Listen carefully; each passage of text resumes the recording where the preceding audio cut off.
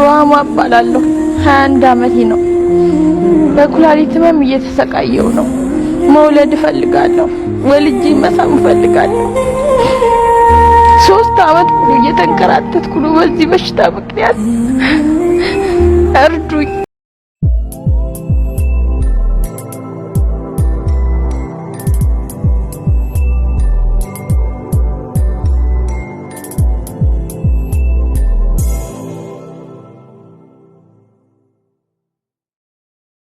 Egaa akkuma dhageessanii jirtan baay'ee nama gaddisiisa jechuudha.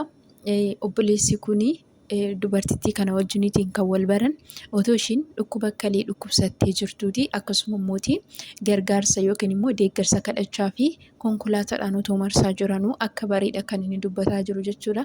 Sana duratti obboleettiin kuni seefuu shoorratti dhiyaattee waa'ee rileeshinshiipii isaanii kanaa fi akkamitti akka wajjiniitiin amma jiraachaa akka jiranitti illeedha kan isheen dabarsitee turte jechuudha. Akka carraa immoo miidiyaa irratti viidiyoo ishee darbe kana argeetu natti fakkaata. Abbaan manaa ishee kun dhufee wanti isheen dubbatte kun hundumtuu soba ta'uu dhugaa bahee jechuudha. Dhugaa dubbachuu fi baay'ee tokko nama gaddisiisa. Dhiirri gantuunis shamarri gantuunis manuma mana keessa jirani jechuudha. Akkuma argitanii jirtanii dhukkuba kalee jechuun waan baay'ee ulfaataadha. Baay'ee ulfaataa jechuudha. Kaleen kun otoo hin jijjiiramu ta'eefiiti lubbuun ishee lafa kanarra jiraachuu hin danda'u ture jechuudha. Viidiyoo isheen guyyaa jalqabaa yeroo erdaataa viidiyoo sooshaal miidiyaa argee ture jechuudha. Dhala godhachuun barbaada, jiraachuun barbaada, na gargaaraa jette jechuudha.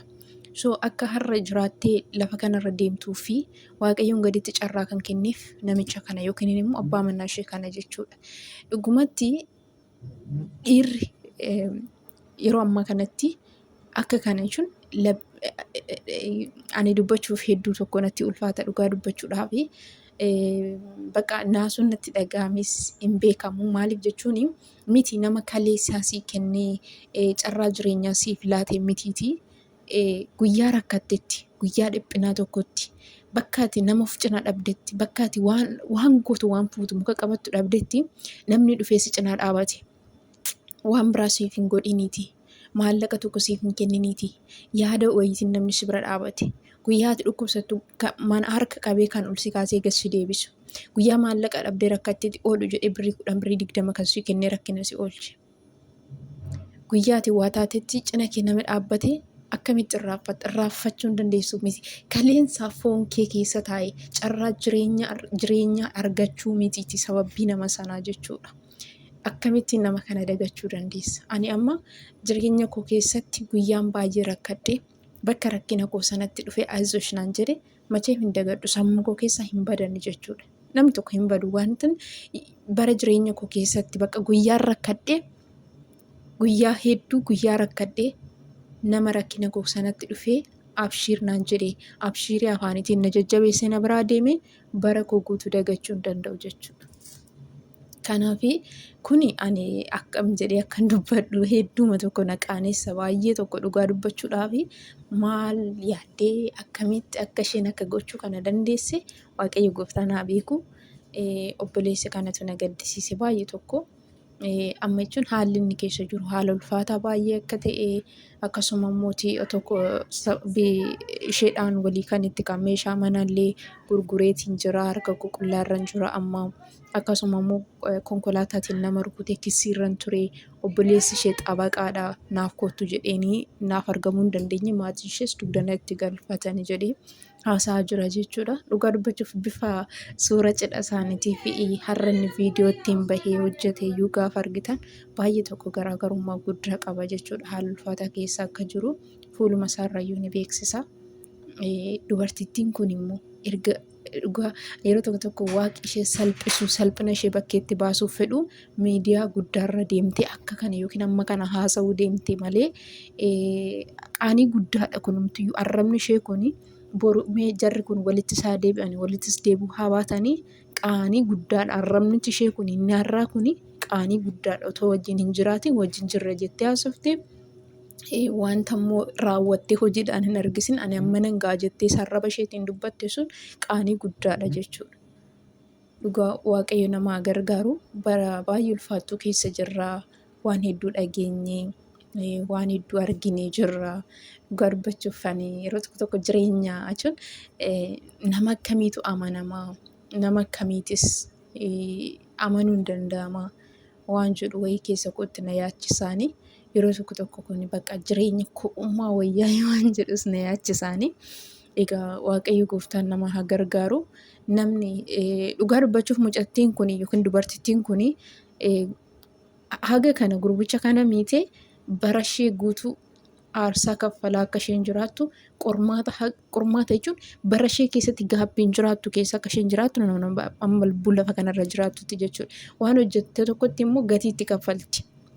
Gatiitti kaffalti akkasitti naftu innillee qormaata har'a kana keessatti nafu Waaqayyo immoo waan godhuuf beeka waan hundumaaf iyyuu baay'ee ulfaata jechuudha. Dhugaan viidiyoo kan ishee indooman viidiyoo guyyaa jalqabaa hin ilaalleen ture ergan viidiyoo gurbaa kaleessa hojjete ilaaleenidha. Deemee shoo jala galee viidiyoo ishee ilaalee naamna jechuudha. Waan tatta'aa ture hundumaa kan ilaalee ergasii hubadhe malee. Baay'ee ulfaata jechuudha. Namoonni baay'een qoosaatti illee kan ilaalan hin jiru. Hin qoofamu dhugaa dubbachuudhaaf hin qoofamu jechuudha. Maaliifini miti kalee jechuun kaleen dhukkuba baay'ee ulfaataadha. Tokkoffaa maallaqa xiqqaatiin yaalamuu isa dandeessu miti. Lammaffaa kaleen kun hin jijjiiramuuf otoo ta'eeti maallaqni guddaan nuti beeknuyyuu waa gochuu carraatti danda'u miti. Hin jijjiirameefi kalee isaatu ishee jireenyarraa abdiin dhume sana akka isheen jiraatti nama taatu godhe ergasii gaa'ela dhaabbatanii. Dhugaa baay'ee ulfaata. Keessumaa viidiyoon ishee tokko immoo kan hin dhaggeeffadhe ka'ee bakka baay'ee tokkotti gadde gaaffii akka intarviiwuutti obboleessi wayii gaafate tokko nama oolmaa siif ooleef maal gootaa fi maal gochuu fi dandeessa jedhee yeroo inni gaafatutti bara isaa guutuu akka inni gammadee jiraatu taasisee maal jettee intarviiyuu isheen dubbatte irratti adunnu namni akkamii arraba lama dubbata gaayis akkamii jireenya lama jiraata gaayis sheemiin na qabe nan qaane ofittiin saalfadheeninna Waaqayyo nama haa gargaaru bara baay'ee tokko ulfaataa keessa jirra. Egaa Waaqayyo warra miidhameef madaa isaanii haa qoorsu warra miidhu kan ammoo Waaqayyo gatii isaan haa kaffalchisu waan hin jedhu hin qabu. Baay'een isaanii karaa adda addaatiin kan itti miidhamu. Yeroo tokko tokko gaaffii kan natti ta'u shamara kaayyoo qabduu fi dhiira daddabii walitti qaba Waaqayyo. Yeroo tokko tokko immoo dhiira kaayyoo qabuu fi shamara akkasumaanii wayii walitti qaba. Egaa Waaqayyo gaafa waan nu barsiisu waa tokko jireenya keenya keessatti fida. Kanaaf iyyuu waan hin jedhu hin qabu. Waaqayyo Gooftaan nu haa gargaaru hunduma keenyaani.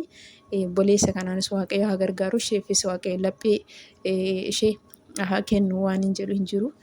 Baay'ee nama gaddisiisaa wanti tatta'aa jiru addunyaa kanarratti. Nama amanuun illee akkam bakka akka nama amanuu dhiisan nama godha. Egaa wanti godhamu hin jiru. Waaqayyoon kadhachuudha amma danda'ametti. Waaqayyoon gaditti garuu akka itti of eegannis hin qabani. Kana jechuun wanta akka kanaa baay'ee ulfaataadha. Adannoo murteessuuf wanta rakkisu jechuudha. Amma gaa maaltu akka ta'u hin beekamu. Macheem kaleen deebi'uu hin danda'a adannoo. Kaleen deebi'ennaan isheenis carraa jireenyaa kana booda waan argattu miti. Adannoo tarii walumatti araarsu maatiin ifti namoonni jaarsoliin naannoo warritti jechuun rakkoon jiraatullee rakkoon illee yoo jiraate koo wanta akka kanaa callistee akkasumatti keessaa bahu miti. Keessaa bahu osoo hin taane karaa ta'eetiin furuudha bakka. Maaliif namni kalee ofii fuudhee otoo kenne otuma rakkoon jiraate iyyuu rakkoon hin furamne gidduu isaaniitti hin uumama jedhee yaadu. Maaliif osoo rakkoon jechuun otoo namni kun gara fuulduraa isaa waan beekuuf koo nama tokko gaafatti wajjin hin deemtu nama kana ammoo umuriin lafarra jiraadhutti wajjin deema jetteetti deemta miti. So nama sana hamma umurii umaatitti wajjin hin deemtu yoo ta'e fuuldura kee waa shakkituu fi irraa of eeggatta. Garuu inni hamma lafa kanarra jiraatutti waan ishee abdateefidha kaleessaa fuudhee isheedhaaf kan kenne carraa jireenyaa isheedhaaf kan kenne jechuudha. Kanaaf rakkoo nama fedhe isaan gidduutti uumame iyyuu rakkoo gargar isaan baasu hin ta'u jechuudha. Maaliifin dubbatanii furuu danda'utu yoo isaan dadhaban immoo karaa mana amantaa isaaniitiin karaa namoota amantiitiin furuun ni danda'ama. Karaa maatii, karaa jaarsummaa, karaa waan tokko tokkootiif furuun ni danda'ama jechuudha. Kanaaf iyyuu jireenya keenya keessatti isa nuuf ta'ame ilaallee eenyu jechuu qabna. Nama tokko wajjin gaafa nan adeemu aarsaa namni sun anaaf jedhee baasee ilaalee waan hunduma keessatti iyyuu immoo wal danda'uun jiraachuu qaba. Kanaaf sadarkaa hamma kanaa maal takka dubartittii kana ofe hin beeku. Umurii hagam akka amma isheen lafarra jiraattuufis murtoo kana akka fudhatte hin beeku. Maaliif immoo sobuun akka barbaachise ani hin beeku. Fakkeessuun maaliif akka barbaachise egaa Waaqayyo nu haa gargaaru.